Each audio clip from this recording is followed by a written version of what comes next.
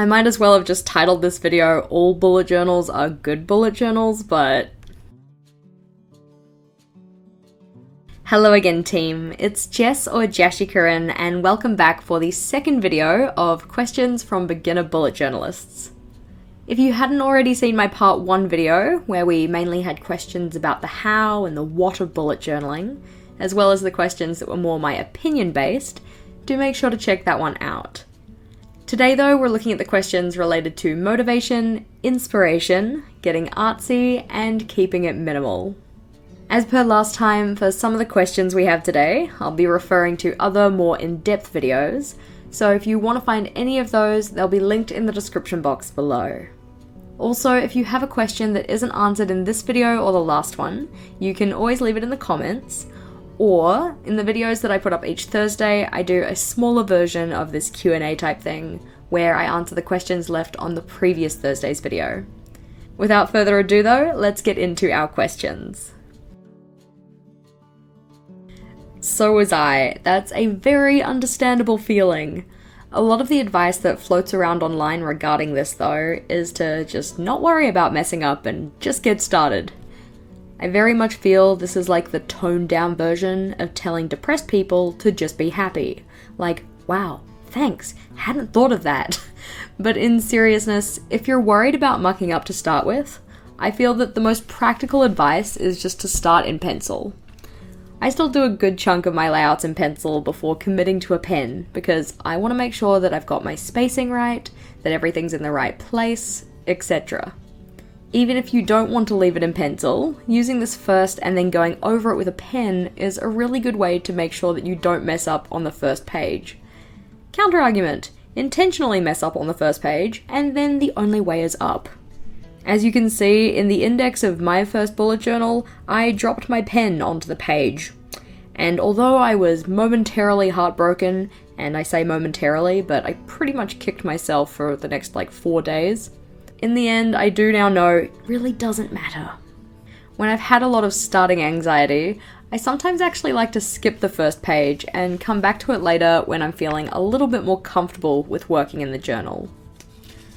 Also, equipping yourself with some good mistake covering strategies, like we talked about in last week's video, can help to alleviate some of the pressure associated with starting your first page.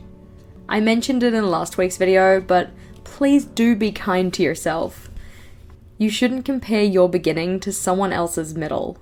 There's a high likelihood that the first time you try to doodle or hand letter, etc., it won't turn out quite the way you wanted it to. As I say to my students, you're allowed to be a learner. You don't have to get things perfect the very first time.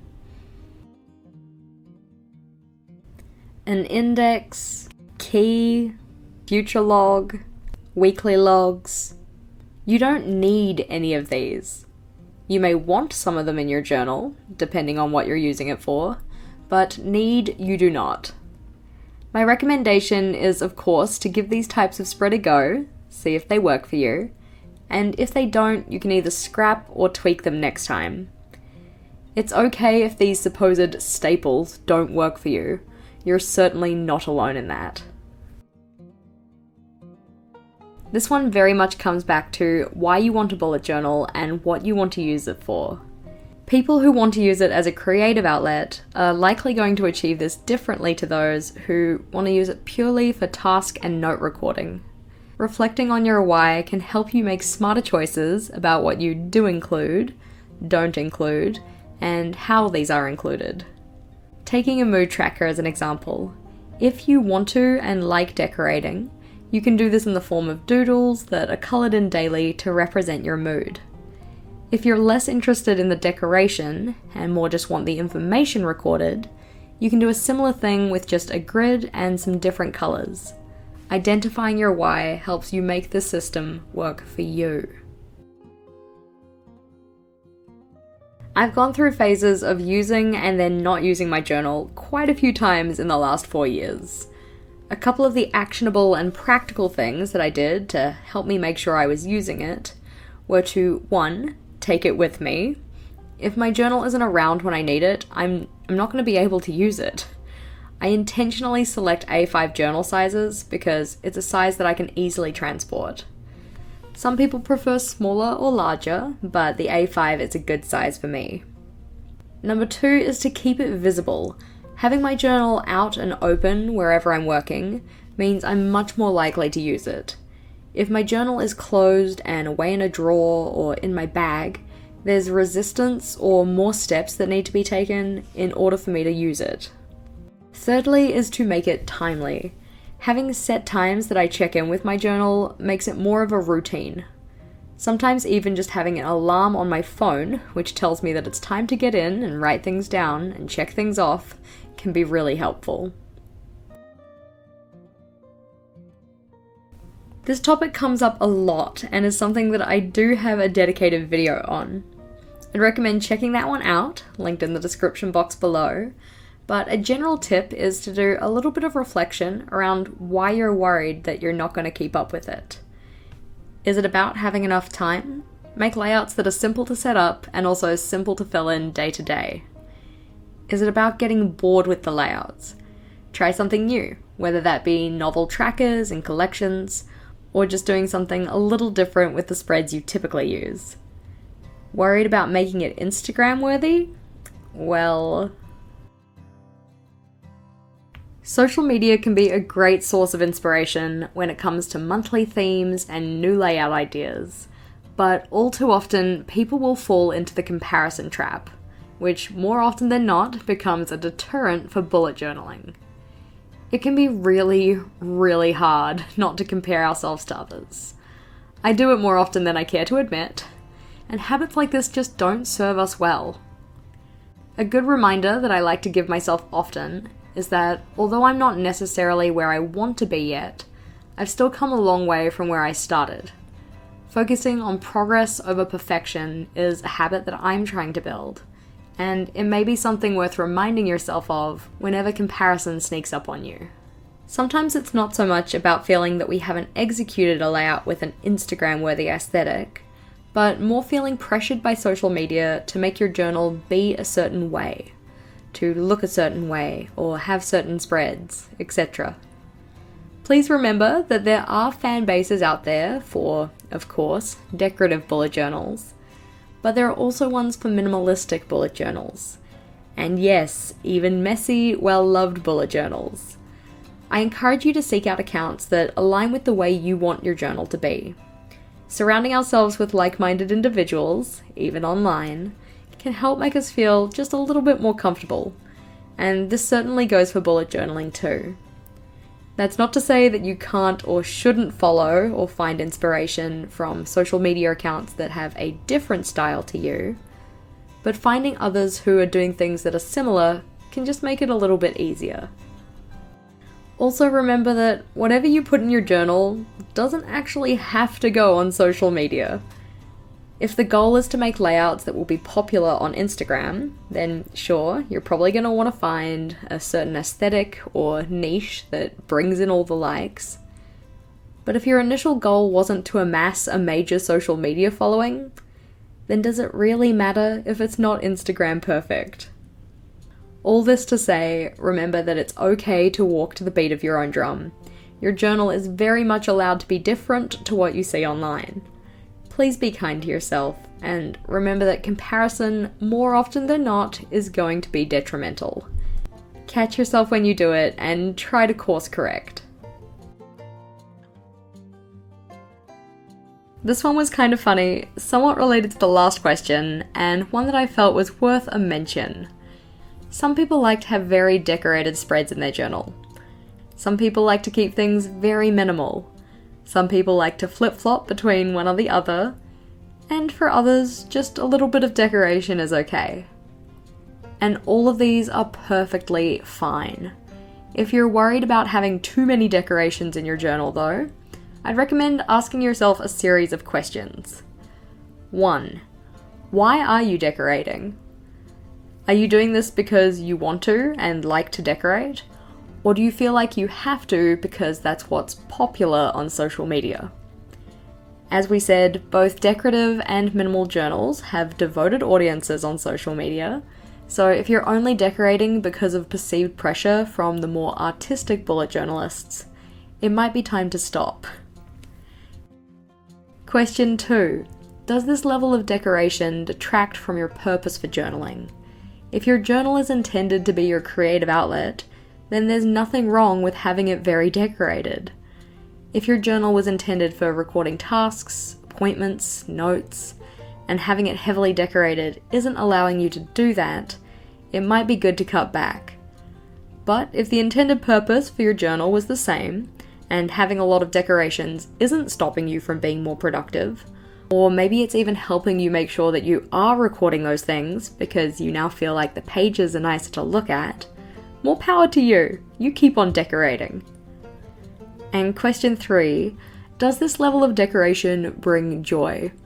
Very Marie Kondo of me, but if decorating your journal heavily is something you enjoy doing, and your journal is still functioning in the way that aligns with your purpose, then more power to you. Chuck on another doodle. Yes, that's the most straightforward answer, but the longer version of this is twofold. It is 10,000% okay to not have an artistic or heavily decorated bullet journal. Just like it's also 10,000% okay to have an artistic or heavily decorated bullet journal.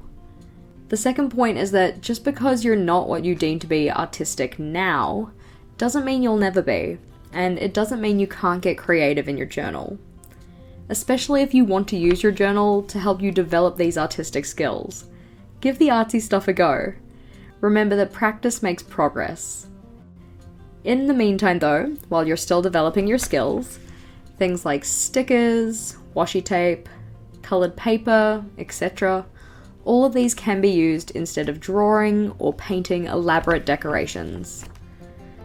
Doodles that are particularly easy to draw include things like icon-style doodles, which are a favourite of mine. Similar to the last question, yes, of course you can.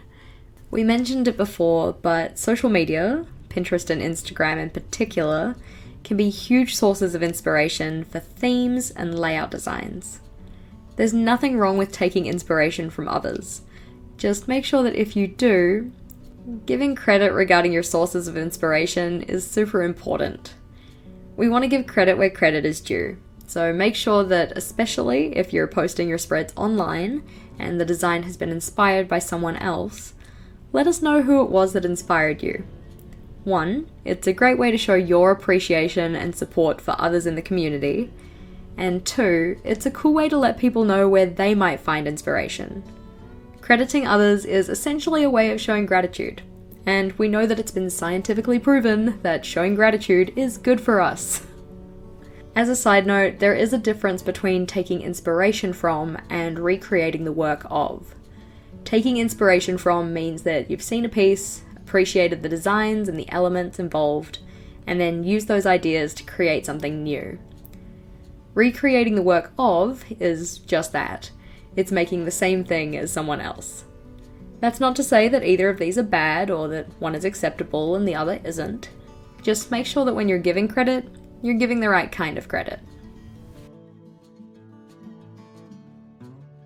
Inspiration is everywhere.